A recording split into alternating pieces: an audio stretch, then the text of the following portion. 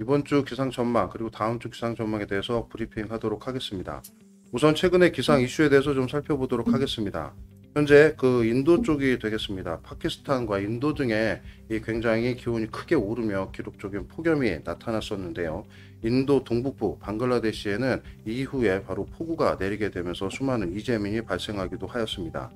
현재 이 지역을 중심으로 기류나 이 기온의 형태를 보면은 인도양 부근으로부터 이 벌써 굉장히 고온다습한 공기가 고기압의 가장자리를 따라 불어들음에 따라 이 고온다습한 수증기가 유입이 되고 있는 상태인데요. 그로 인해서 굉장히 급격하게 오르는 기온 상승, 그에 따라서 이후에 나타나는 이 많은 양의 수증기로 인한 비가 내리게 되었습니다.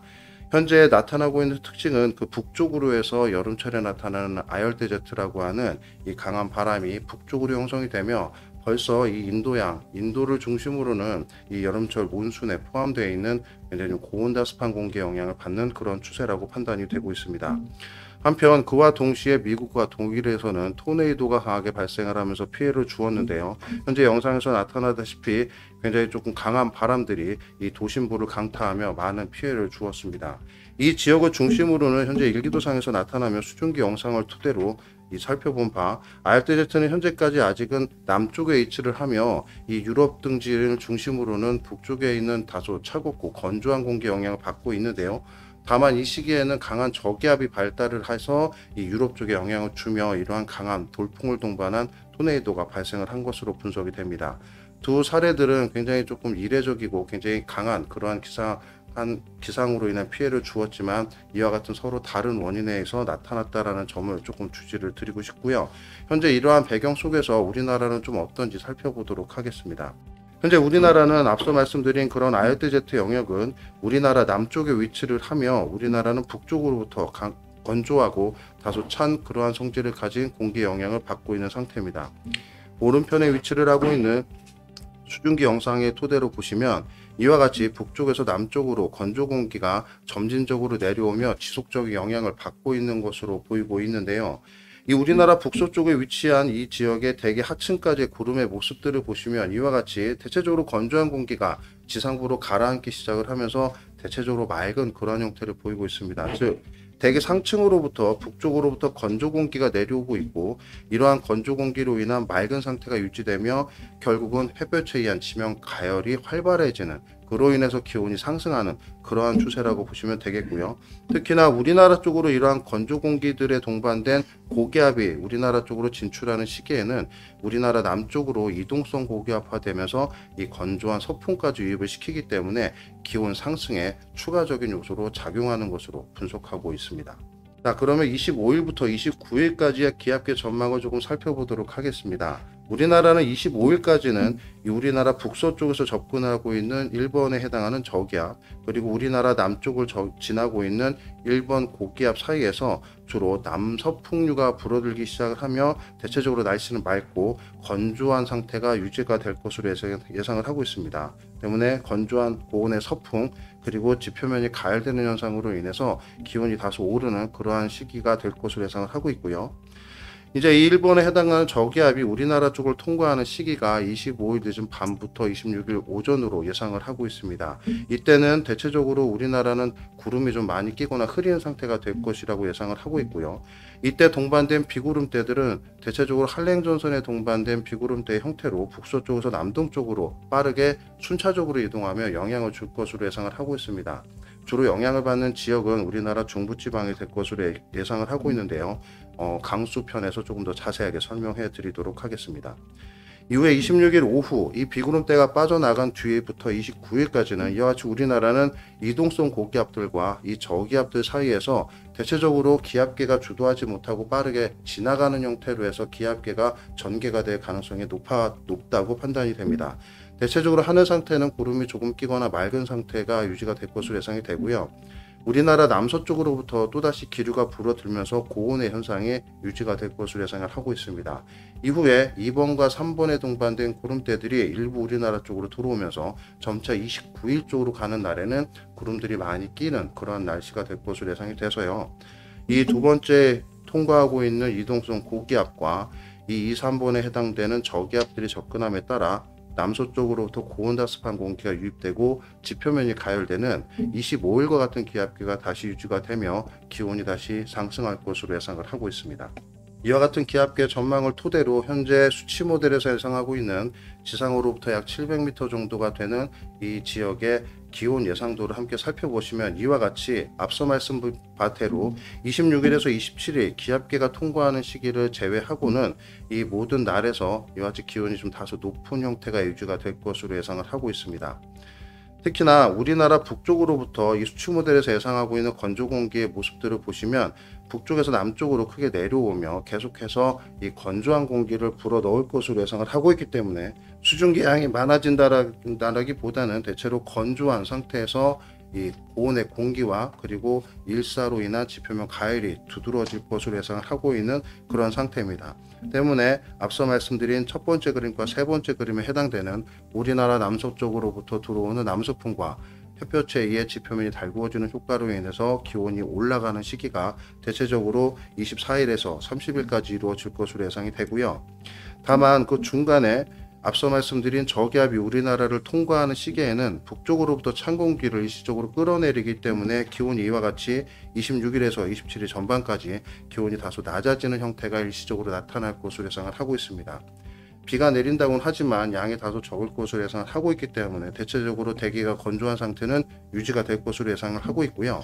기온이 한번 이렇게 급변하는 시기가 있지만 크게 지속되진 않고 다시 평년보다 높은 기온이 높은 상태를 유지할 것으로 예상을 하고 있습니다.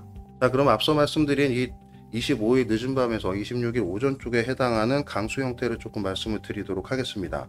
강수 형태는 저기압에 동반된 한랭전선 형태로 지나갈 것으로 예상을 하고 있고요. 대체적으로 건조한 북쪽에서부터 내려오기 때문에 강수량이 그리 많지 않을 것으로 예상을 하고 있습니다. 북서쪽에서 남동쪽으로 비구름대가 빠르게 이동한다는 특징이 있고요. 25일 늦은 오후에는 서해 5도를 지나겠지만 늦은 밤에는 중부지방으로 빠르게 이동해 나올 것으로 예상을 하고 있고 26일 일개가 넘어간 날 새벽에는 전북 북동 내륙과 경북 서부 내륙 등으로 약한 비가 한 번 더 한 차례 내릴 것으로 예상을 하고 있습니다. 적은 양의 수증기를 포함하고 있기 때문에 이때 예상되는 비가 내리는 지역을 중심으로는 5mm 정도의 적은 비가 예상이 되고 있고요. 하지만 찬 공기를 동반한 상태로 굉장히 좀 빠르게 지나가고 대기가 매우 불안정해지는 일시적인 시기가 있기 때문에 강원 영서나 경기 북부를 중심으로는 천둥 번개가 치며 일시적인 돌풍이 불 가능성도 있습니다. 이와 같은 내용을 토대로 지금 현재 동래부에서는 25일 오후쯤에는 백령도를 지나 25일 밤 일개가 지나기 직전에는 우리나라 수도권을 동반을 한 중부지방의 북쪽을 지나고요. 이후에 26일 새벽으로 지나며 충청도권까지 빠르게 지나가며 영향을 줄 것으로 예상을 하고 있습니다. 비구름대가 완전히 빠져나가는 시기는 26일 오전 쪽 이후부터가 될 것으로 예상을 하고 있는데 다만 이때 지나가는 강수에 대해서 이 저기압에 동반된 한랭전선은 속도가 빠르다라고 말씀을 드렸습니다. 하지만 이 저기압 자체의 이동 속도는 다소 느리기 때문에 저기압이 회전하는 사이에서 발생을 하는 2차적인 전선에 의해서 강수 영역에 나타날 가능성도 있다라고 판단을 하고 있습니다. 2차 전선에 의해서 추가적인 비구름대가 발달해서 이 영향을 받을 것으로 예상되는 지역은 현재로서는 가능성은 다소 적으나 주로 강원 영서나 수도권의 일부 동쪽이 될 것으로 예상을 하고 있는데요. 아직까지는 강수가 나타날 가능성보다는 대체적으로 구름만 다소 낄 것으로 보고 있기 때문에 강수 가능성은 적다라고 보고 있습니다. 하지만 예보 기간이 다가옴에 따라 이 저기압에서 발생되는 2차적인 전선에 의한 비구름대의 강도는 조금씩 변할 가능성도 있기 때문에 현재 중계예보상에서 서울과 강원도 영서에 나가 있는 27일날 오전 쪽의 예보는 변경된 가능성이 있어서 이에 대한 모니터링은 추가적으로 확인하시는 게 좋을 것 같습니다. 다음은 29일부터 31일 쪽에 있는 날씨 상태를 말씀을 드리도록 하겠습니다. 오른쪽 상단에 보시면 우리나라는 대체적으로 이동성 고기압과 빠르게 지나다니는 저기압의 영향권에서 그 어느 기압계에도 속하지 않고 그 중간에서 이제 계속해서 이제 위치할 것으로 예상이 된다라고 앞서 말씀을 드렸는데요.